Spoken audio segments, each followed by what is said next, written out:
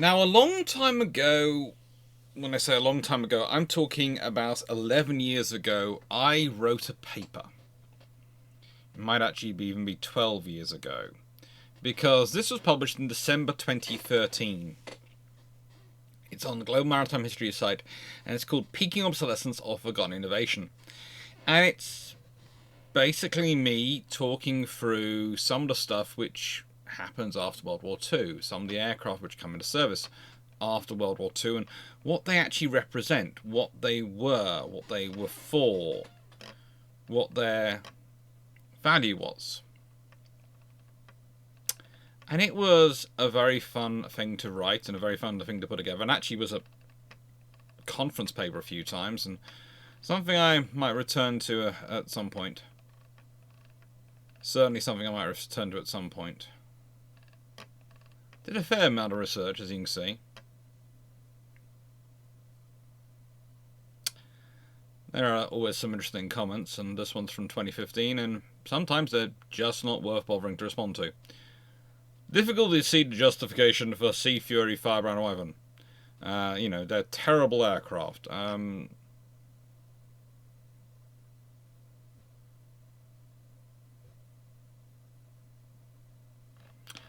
Pretty much that basically meant to me you hadn't read the entire document.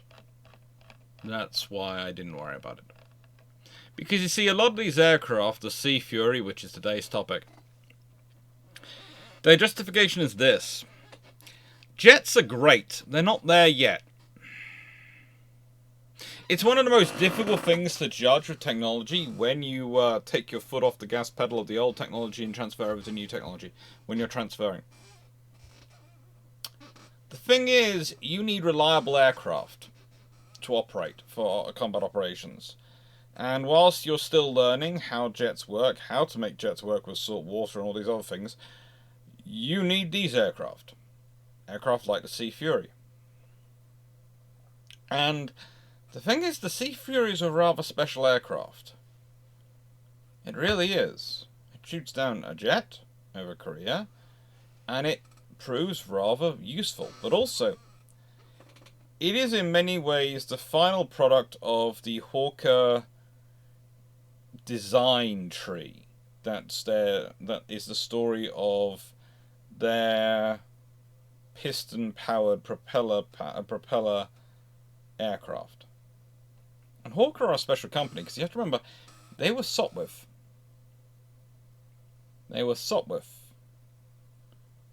Who changed over because of debt and all sorts of other things. Mainly because someone almost bet the entire Sopwith on the idea that World War I was going to last until about 1920. So they were going to keep getting these oodles and oodles of contracts for at least another 2 years. And it was a classic case of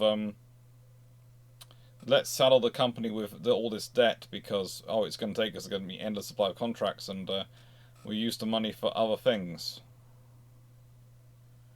It wasn't the engineering of Sopwith which went bad. It wasn't the engineering at all. It was the management. So yeah, Peaking Obsolescence for Forgotten Innovation. And that I wrote 11 years ago, and I return to it every now and again to read through it and get inspiration for new conference papers, etc. That I'm submitting now. I'm submitting for some conferences next year. Should be quite fun. But the point is, conference paper or not, the aircraft in here were interesting. And this is going to be the theme of Key Aircraft 3. It's going to be a theme is aircraft which are the peak of their time period in terms of their reliability and capability, but honestly are almost a bit late because the new aircraft coming in are going to get all the attention. But honestly, it speaks to a lot of the differences between maybe the modern world and the past, that in the past it was considered perfectly normal to be still building the best of the previous generation of technology and having that in service whilst developing the next type of technology, because you couldn't put all your eggs in one basket. Because if you put your eggs in that technology basket and it turns out it's not working, it's not good, it's not at the level you want to be at, you're in trouble. You're in serious trouble. And you can't afford it to be like that. You really can't afford it to be like that. But this is why we're talking about, well, the Sea Fury. The Hawker Sea Fury, the piston engine that downed the jet. And please note, I'm not joking when I say votes are still open for December and January when this goes out. And when this goes out, the next day is going to be the Historiathon. The Historiathon begins. 36 hours. Why did I ever think this was going to be a good idea? It hopefully will be. Hopefully people are going to have a lot of fun with naval history there. We'll hope. We hope. So, peaking forth of glory, and yeah, I couldn't resist. That's a Sea Fury taking off HMS Furious. HMS Glory. She was a good ship. They were good aircraft. You have a situation in this period that the Royal Navy has a lot of carriers which can operate these aircraft, but you haven't yet modified them for taking jets. And jets haven't yet entered that level of production, that level of capability, that level of reliability when you're ordering these aircraft. So most of these designs that are coming into service are the late war designs. Think F-8F Bearcat. Think about that sort of level of aircraft. We're talking aircraft which are the absolute bee's knees of World War II thinking in terms of aircraft design. And they're going to tide you over through the late 40s, early 50s, until you've got everything stabilized with jets. Until you've got them to the level that you can rely on them. And you can rely on them every single time. And people can think about that reliability and go, well, these aircraft are operating reliably from a land base. Great, they are. But are they having issues with how many landings they can take before the jet engine gets damaged by the actions of the landing on the aircraft carrier? That was a problem on some of the early jets. They would smack into the deck for the barrier assisted recovery, and that control crash was causing damage to the jet engines. They had issues with salt water. They had issues with setting up the various stores and workshops you have aboard to maintain the engines and things. They had all sorts of things that took time to implement, and money. And usually when you don't have a lot of money, of spare money, because you're running around doing commitments, that means the money is not going to come all at once. It's going to take time, which means things like this are very, very useful. Because this is still a very good aircraft. It's still a very useful aircraft. One of the problems when you're talking about defense procurement, naval procurement, all these things, is it takes a lot of time. They take a lot of time to transition from one system to another system, for it to be reliable, for it to be working the same way you relied on the other. This is why it's funny to people like me, who spend our time dealing with, when we sort of watch people work into our field and go, well, this should have been in service quicker. Really? And the thing is, would I walk into a car showroom and tell people who are designing cars, that should have been in service yesterday, why didn't we have that the day before? Probably not. The thing is, it's kind of interesting. Defense, healthcare, education, all these big areas, and yet, whilst I don't believe in the idea that anyone should ever be forbidden from saying anything about something, even if they don't have their own prior knowledge of it and they haven't studied it in depth or aren't a participant in it, I also wish at the same time people would, before they start making pronouncements, actually go and do a bit of study and do a bit of actual work, a bit of research gathering themselves. because that's how you make the debate better informed, and also how you don't spend so much time and so much part of the debate going, no, they're not white elephants. No, this isn't old fashioned. No, this is not a stupid decision. You could say, well, this is a decision being forced on us because of lack of investment in this and this area, so we've got to go this. In which case, I always think, well, should we be investing in that? Well, that means there's going to be more money found from somewhere. It's either going to be found within the defence budget, or it's going to be found from outside the defence budget. If it's being found from the outside the defence budget, you've either got to cut another department's budget, or you've got to raise taxes, or you've got to take on loans. That is the big debate. That is the structure. These aircraft in this period are a product of all of that. They're a product of also of the Navy being worried about what it was going to procure and what it was going to do with what it was going to procure. Whether what it was procuring was the right route to go. So it wanted to do more testing before it made jump down that road. It knew about these aircraft. It knew what roles they were going to fulfill. It knew how they would fulfill them. And they were still viable. They were still viable. You just have to consider the aircraft, the performance of the Sea Fury over Korea. They were still viable. They were a useful asset to have. Were they going to be the long-term solution to the problem? No, they weren't. This was the last generation. And everyone who was involved in them knew they were the last generation. They had no delusions about that. But they're the overlapping generation with the first generation of jets. And if you can honestly look at me and tell me, well, the first generation of jets are so spectacular in their capabilities that no one should have invested in these aircraft, then I'll probably tell you you're full of something. The second generation, there you're starting to get there. The third generation, certainly. But to be honest, this last generation of prop aircraft overlapped the first two generations of jets. And there's a reason for that. Because they're the insurance. They're the, well, we think we've got this new technology worked out, but we're not sure, and we're certainly not sure enough we're going to bank our entire national survival on it. And that's a point I have to bring up a lot, because often when new technology is coming in, you'll have people go, we should take on this new technology and try and get rid of everything else. And the answer to that is, why? Because it's the best, it's the newest thing coming in.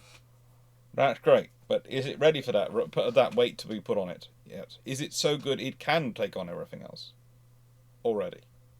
In all the scenarios you're asking for it.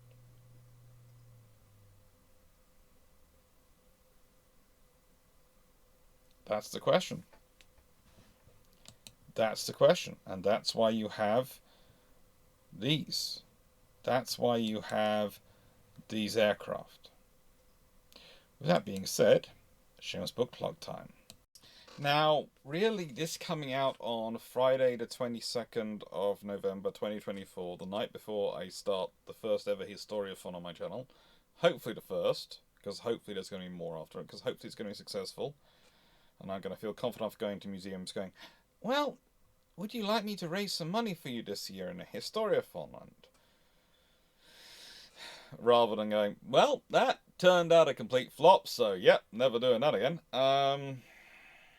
So it feels funny, but I'm also going to still keep talking about the book and the books coming, because that's partially what the Historiathon's going towards. In fact, it's pretty much all the money I'm hoping to get is for the books. Basically, if people want to try and pay a lot of money to make me watch The Princess Diaries, that's going on. That's the money which is going on the extra stuff. But the stuff I'm trying to raise for the channel itself and is the stuff to fund the next books, to fund the pictures for them, and some research trips. It's fun.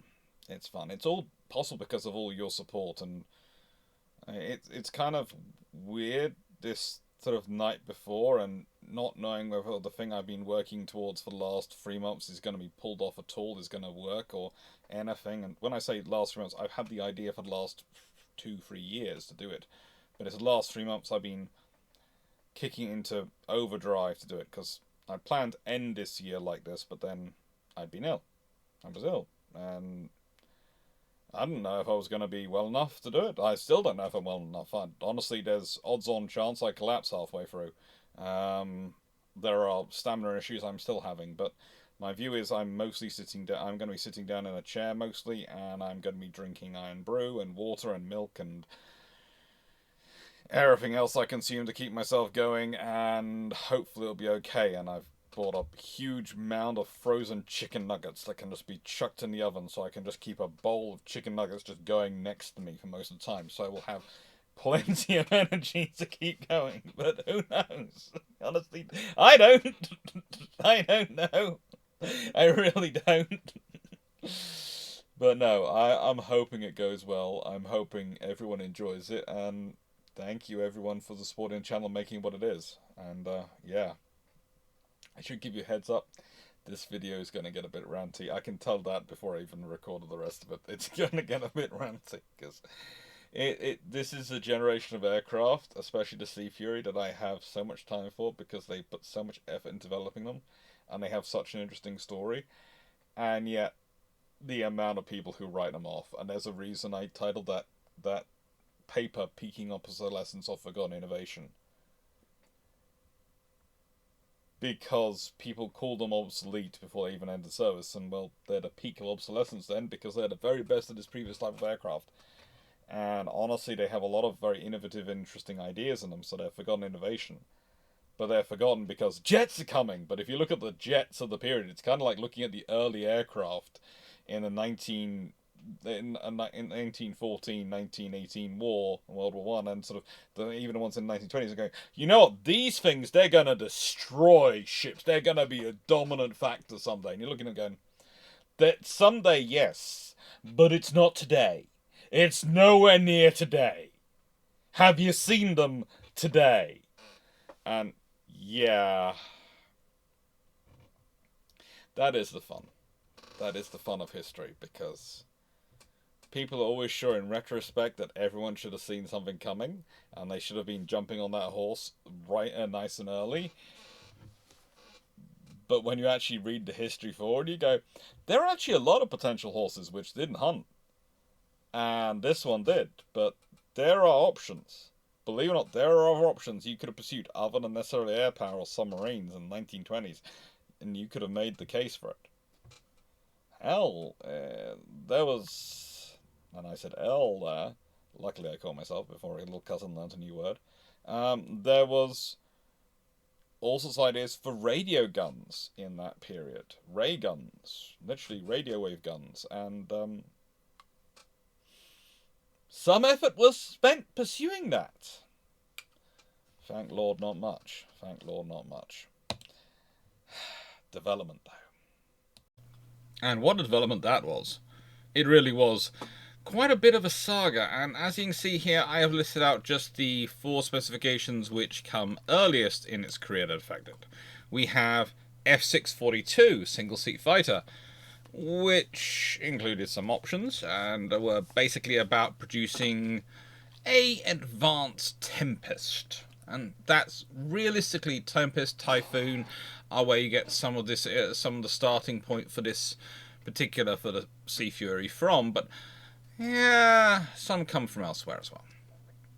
And the point is that then it evolves into the F2/43 single-seat fighter, which is issued pretty much to Hawker, and basically focuses in again on the various capabilities that are wanted. And then there's the S743, which is what the Royal Navy were asking for at the time. And in the joy that is joys, the Fury, instead of becoming a both Air Force and naval aircraft, became a naval aircraft, and none really served the Air Force. But yeah, there was also F1943, which was looked at along the way. And what do these specifications tell us? Well, they tell us the history of what they're looking at, but also they tell us the history of what was going on in the discussions at the time. You had to start off the fact that the Royal Air Force wants a new light fighter. They want something which is going to be fast, agile, and capable of being a fighter bomber, but primarily is going to be the successor to the already in service Tempest and Typhoon, and is going to provide them their sort of level of capability in an improved scenario. It's going to be something which is going to keep on those capabilities, those roles going as you transition. And that's being looked at in 1942. Okay, when we start talking about some of the other aircraft we discussed, the Firebrand, etc., you're looking at specifications going back as early as 1940. And there is probably a video to do at some point on the Royal Navy history of specifying for fighter aircraft and how many specifications they run through in their history, both declared and undeclared specifications. Specifications you will find in this file, and if you believe this is a complete list of British aircraft specifications, then I have a bridge to sell you. It's as complete a list as you can find anywhere. It's a complete list of all the declared specifications. But one of the things you find many people complaining about is the fact that the Royal Navy, as soon as they get back any control over their aircraft procurement, are, as far as the Royal Air Force is concerned, with their legacy of being the Royal Flying Corps as well as the Royal Air Service, the Royal Navy returns to form and starts having quiet, off-the-book discussions with engineering firms about what might be possible. And, how they can work that into other orders and other things they're buying, which is terribly underhand. Who would go to engineering firms and design firms and find out what they think is possible before ordering them? No, you order the stuff and then you find out whether it's possible or not. Surely. I would honestly say, if the Royal Air Force really believes that only started in 1939, then they were very hopeful. Because I'm fairly certain Admiral Henderson, is the Third Sea Lord, is doing that from at least 1936 onwards, judging by some of the ways some of the things are designed for the Royal Navy. And some developments that come back, and the speed of some aircraft. Then, of course, we have the classic case of the Skua, which was a fighter.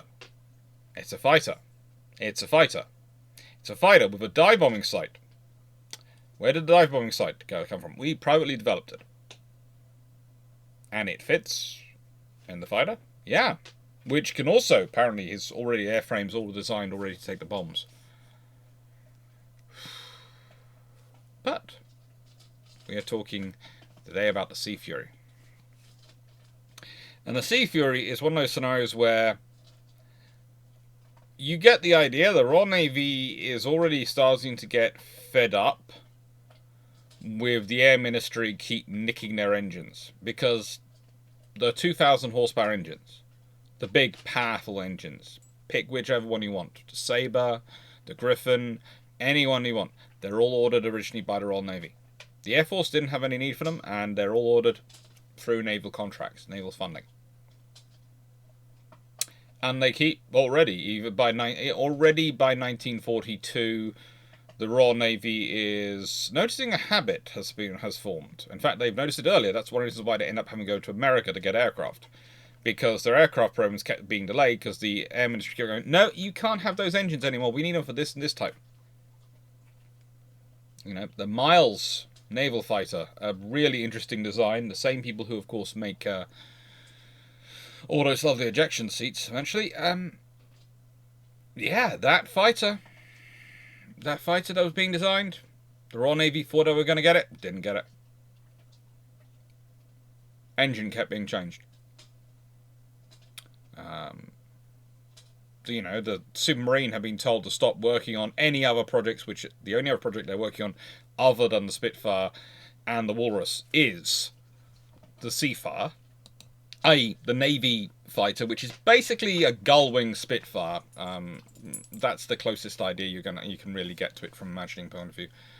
And the reason they've gone with the gull-wing idea is because that makes them strong enough to take landing on a carrier deck and all those things. That was having stopped. So yeah, the Royal Navy at this point is going to a similar policy that we've seen them adopt in our own period. They've gone, what did the Air Force building? Oh, well, that fighter might fit our needs, so Let's combine specifications. Let's combine programs.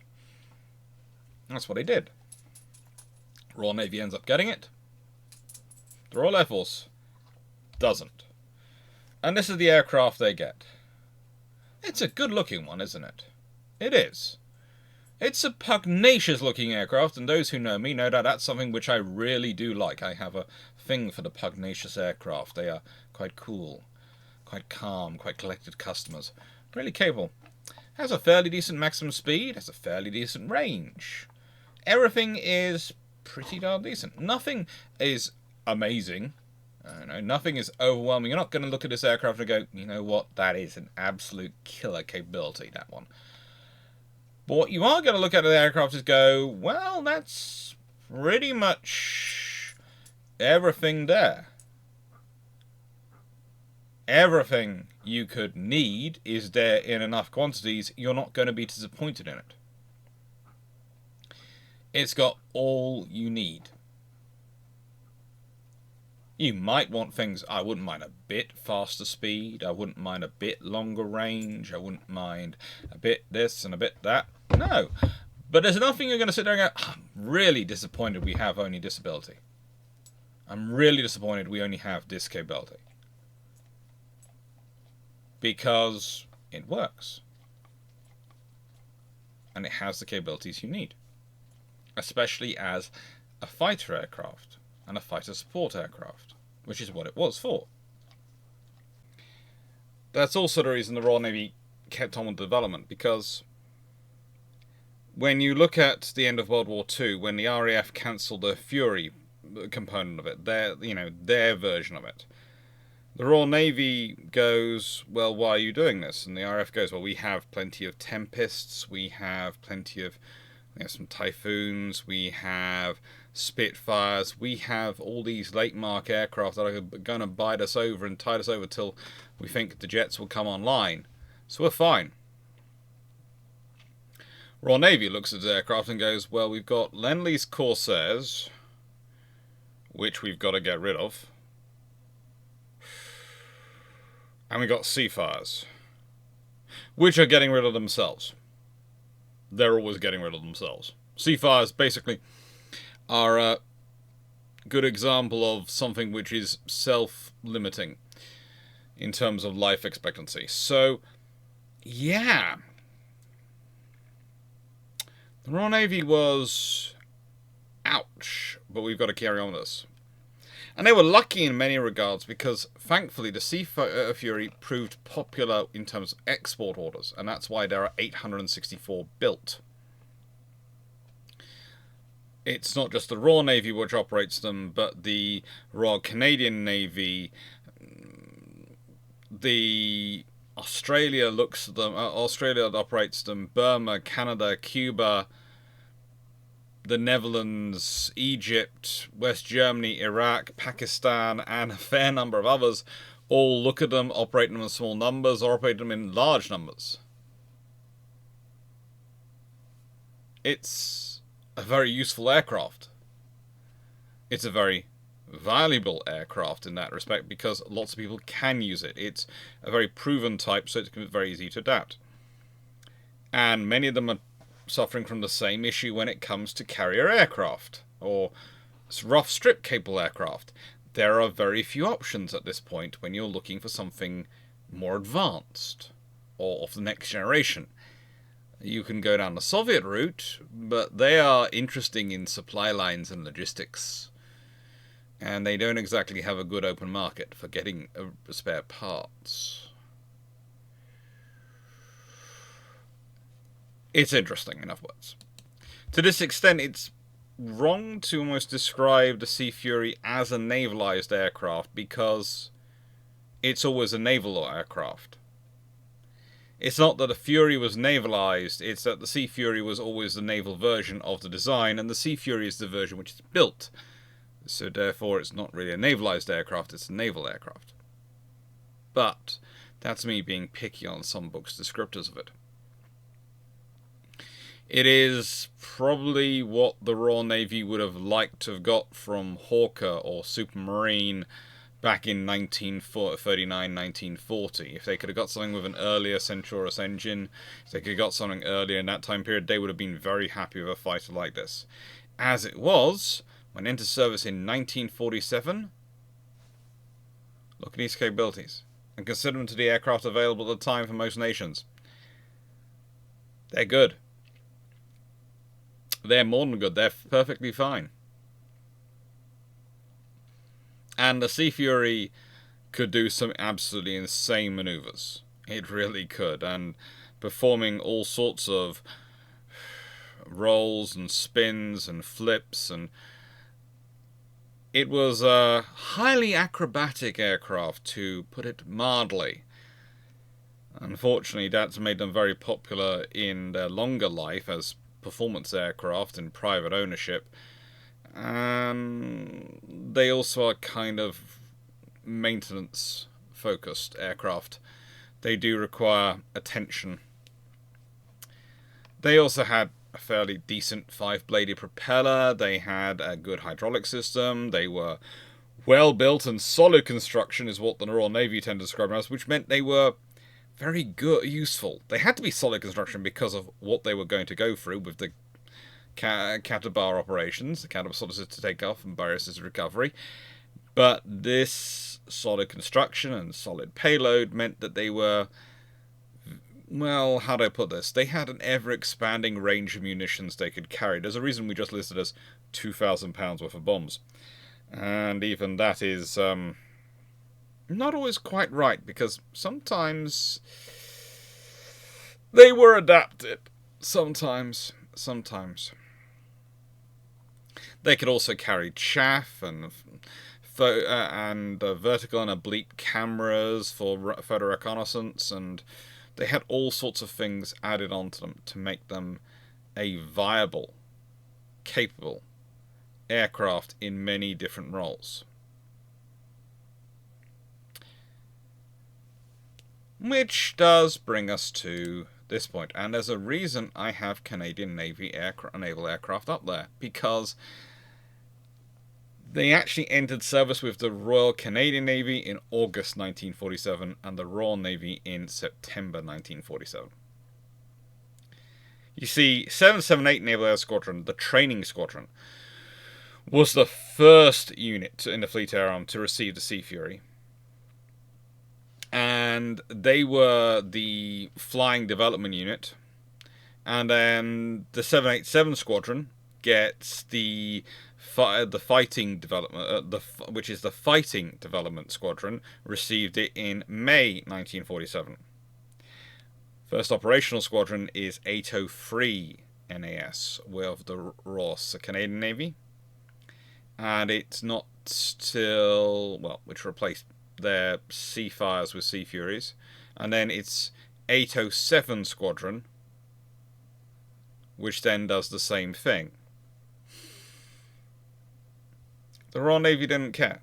Those were the squadron. They were going in squadron order of their needing to replace aircraft, and 803 came first. So despite them being Canadian, not Royal Navy, and this being an aircraft paid for by the Royal Navy, produced by Britain,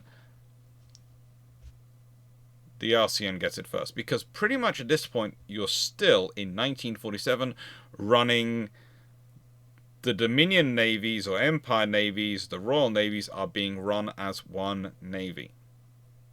Pretty much as far as naval aviation is concerned.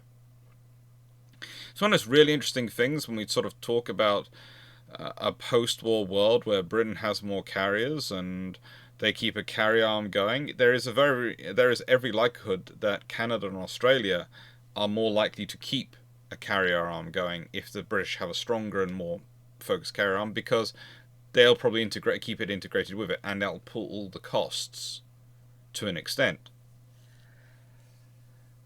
Which is always one of those interesting bits of history. But the thing is, it's not just those nations which are part of this. There's also the Dutch and other allied nations which also grouped in around this force and used the same aircraft. So basically, they're equipping things from 1947 onwards, and the Sea Fury managed to replace the Seafire on most carriers pretty darn quickly. Occasionally, the Seafire was operating alongside the Fury, with the Seafire being used as the fleet defense overwatch cap. That's combat air patrol, and the Fury being employed as a distant cap slash escort fighter bomber, those sort of duties. But eventually, the Seafires are all gone, and the Sea Fury would be the primary fighter bomber aircraft, primary air defense aircraft, realistically, until 1953, when the Submarine Attacker and Hawker Sea Hawk come into service. Those jet-powered aircraft, those viable jet aircraft come into service. So they are at the forefront for 6 years. And they carry on in other navies. We talk about this at the end, their end, service end. Well, they're with the Royal Canadian Navy till 1956. They're with the Netherlands Naval Air Service until 1957, and the Burmese Air Force till 1968. And there are some very interesting rumours about them in some of the other nations they were in. Certainly, we know that in West Germany they continued in, well, as target tow aircraft. They continued service till well into the 1970s. It's a useful type.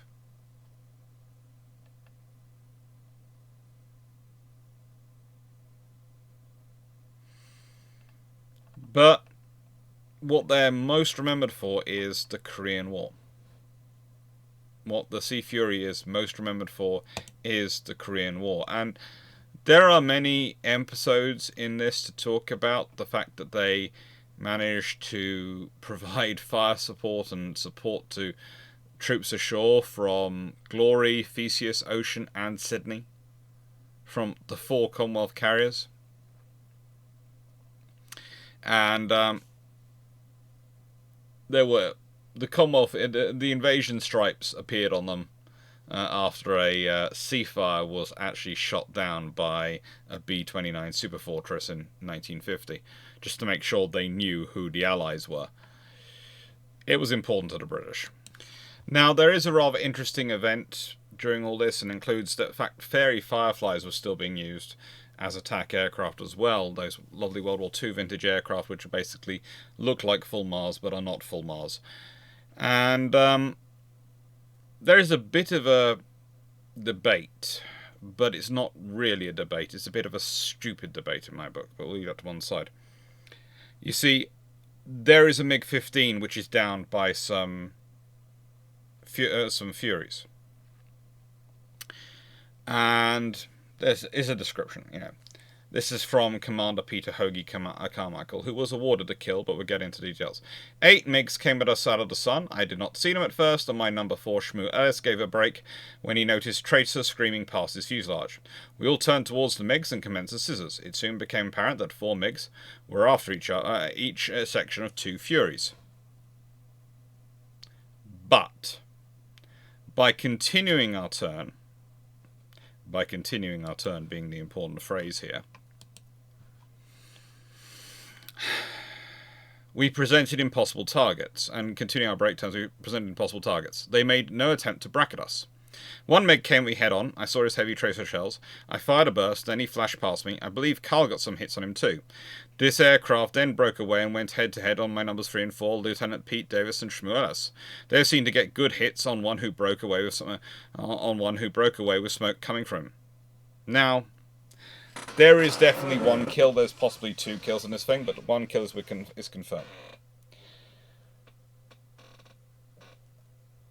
After reading various reports, no one was quite sure who landed the killing blow, but the person who'd been directing the Royal Navy's policy in this scenario was, if you aren't sure who lands the killing blow, takes out the enemy aircraft, you award it to the flight leader as a kill, because the flight leader is the one who's coordinating the flight and coordinating the fight. That's the Royal Navy's policy. You can't award kills to divide kills up. You have to award them to someone as probably becoming an ace and all those things. So you have to have a policy for it, and the Royal Navy's policy was always quite clear. In recent years, there's been a bit of an argument over this because Shmoo Ellis there points out when he got back, he had emptied his entire magazine of shells, whereas the others still had some shells left in their magazines. So, he'd fired more shots at the target.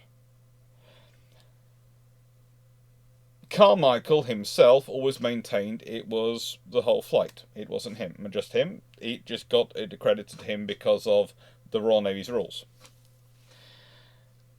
I would say this, though. I don't think the fact you fired more shots and emptied your guns gives you more chance to claim a kill than another aircraft in this phase. Because if you fired 150 shots at me, you emptied rounds, and you missed them all, or only maybe gave me flesh wounds on the edges of my body, you'd have done a lot of damage, but you might not have killed me. Probably the amount of shock and all the other things will actually, but we'll leave that to one side, okay? But someone else could have fired one shot, got me center of mass, and taken me out. So volume of shells fired, weapon, does not necessarily equate to getting the kill shot either. It just means you thought you had more opportunities to hit, so you fired a longer burst. Or it just might mean you got target fixation, you held your gun down. I'm not saying this is what happened at all. All I'm saying is that I do not find credit with that basis to try and claim it. I would say from the way that Hoagie Carmichael here puts it forward, there is a point you can talk about, but that also then would have to include Pete Davis, because he's in the second group. And again, it's the positioning and the way he's keeping his flight acting and how they are operating together that has set this up. So if you're not sure,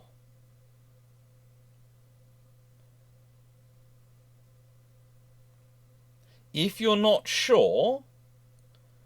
don't think it's that bad for the Royal Navy to go with the system they did. Because all of them got shots on the target, as far as they were concerned. No one's quite sure which shoots it down or what the aircraft's doing. They know he shot down one, but they're not sure which other shots do it. And it is organised, and the scissors and all these tactical decisions are taken by the flight leader. So I can see the fairness of it. If you can specifically point to this person got the shots in, they deserve it. But if you can't in this scenario where all the members of the flight are awarding it, if you're going to award it to anyone, you award it to flight leader. And if you don't award it to anyone, well, that creates even other issues as well with internal naval politics and a whole dispute as well. They killed someone, well, who takes the credit for the killing that aircraft? And you can't give it to the whole flight because you haven't downed 4 aircraft.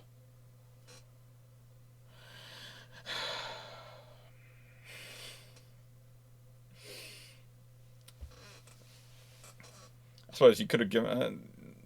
the Navy doesn't really like awarding a quarter of a kill for taking down an aircraft. And it was also important, and this is the other thing which goes in time, shooting down a jet was an important thing for morale at the time.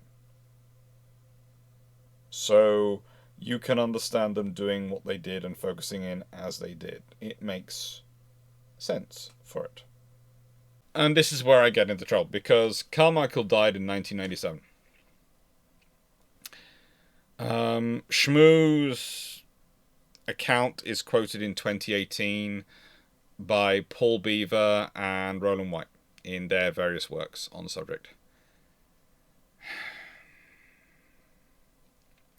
And the thing is, when you're going by personal accounts from that sort of period, that sort of length of time, you're talking about something which was 65 plus years prior.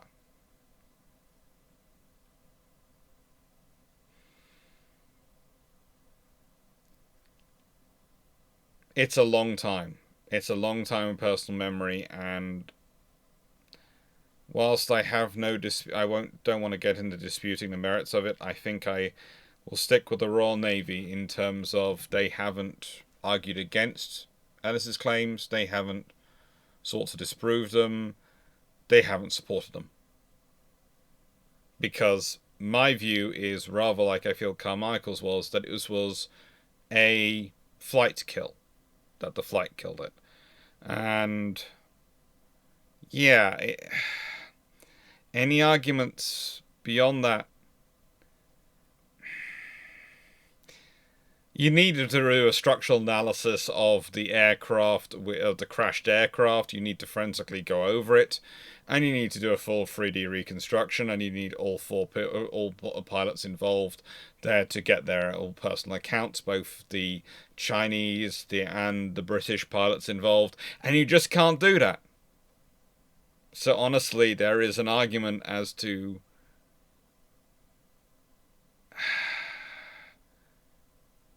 the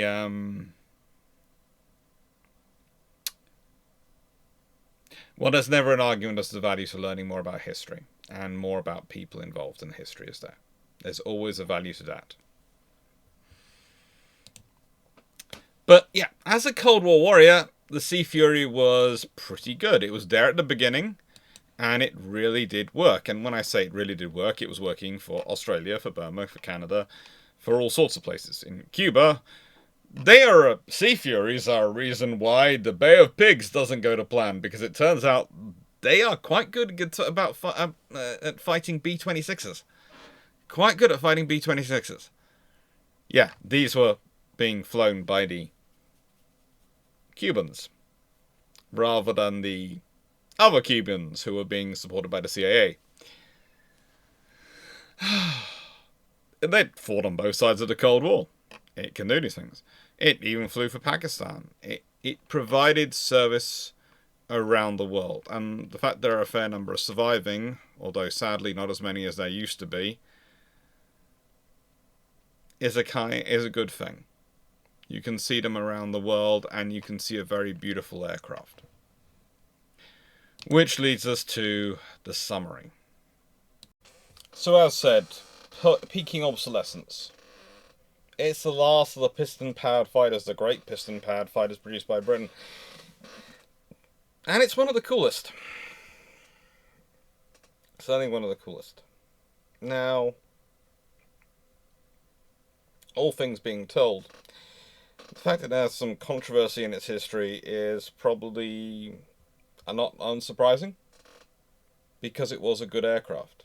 And so you got opportunities in it. Pilots got the chance to accomplish feats in it. And the Korean War was full of interesting quirks. It was full of bits of history.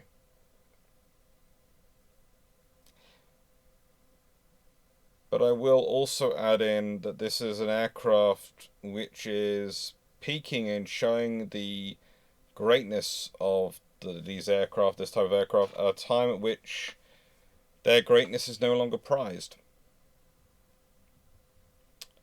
It's a valuable aircraft which is gaining so much for the Royal Navy, and is providing the Royal Navy with so much important capabilities at a time at which, frankly, no one's really paying attention.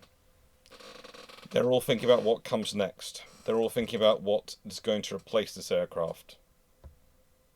About what's going to be, what the form of the Fleet Air Arm is going to be next, what the form of the Navy is going to be next. That's in many ways why the British Armed Forces are caught quite so out of position by the Korean War. Because they're in the moment of transition. All sorts of technologies which were tantalizingly available were coming down the pipeline, and everything was focused on them, not what's going on in the world. And that way they were rather lucky having this aircraft.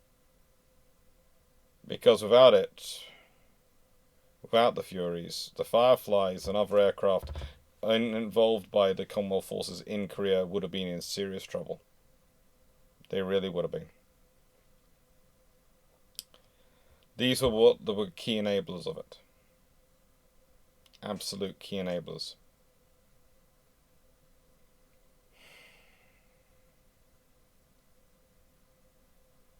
Yeah, they're good aircraft. So coming up, we have conception, operation, conclusion of the Queen Elizabeth class next Tuesday, and well, when this video comes out, as I've already said, tomorrow begins Historiathon. Oh, good lord, what have I signed up for? Who knows? Should be fun.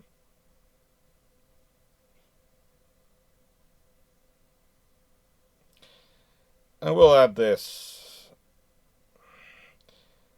My view is, it is a flight kill because the aircraft got shot at by Carmichael and his wingman first, slammed on its brakes because of the scissor maneuver, and then ran into the guns of Shamu. And they all would have been in trouble if it hadn't been for Haynes spotting them. And spotting the enemy coming in. And then it goes down.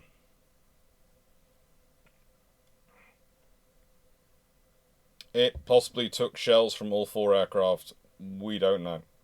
But it wasn't in a good way when it stops being... when it's got past Carmichael and his immediate wingman. It's not in a good... and... yeah. Then both Shamu and Haynes, I think that's the second pair, both engage. To me, it's a classic case of a full flight kill, as Carmichael always said, and the trouble is, the Royal Navy doesn't award a kill credit to the whole flight. They don't do that. In those circumstances, it goes to the flight leader. You could call it outmoded, but honestly today it's easier to work out because whose missile hit the enemy? That's probably the one that killed it. Cannon kills, though, gun kills, have always been messy.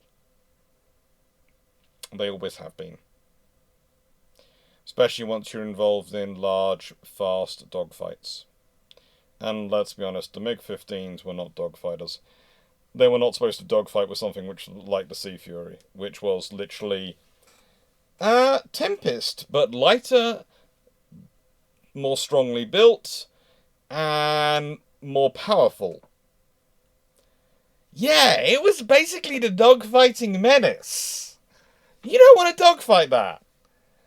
It's the peaking of the dogfighting piston-powered aircraft. You have literally challenged it to a fight in its playground. You're a zoom and boom fighter. You don't want to get into a dogfight with that.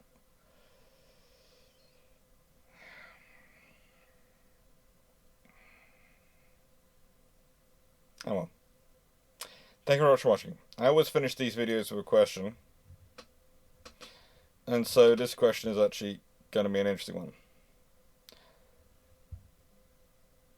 Think about the Sea Fury and imagine if an aircraft with these performance characteristics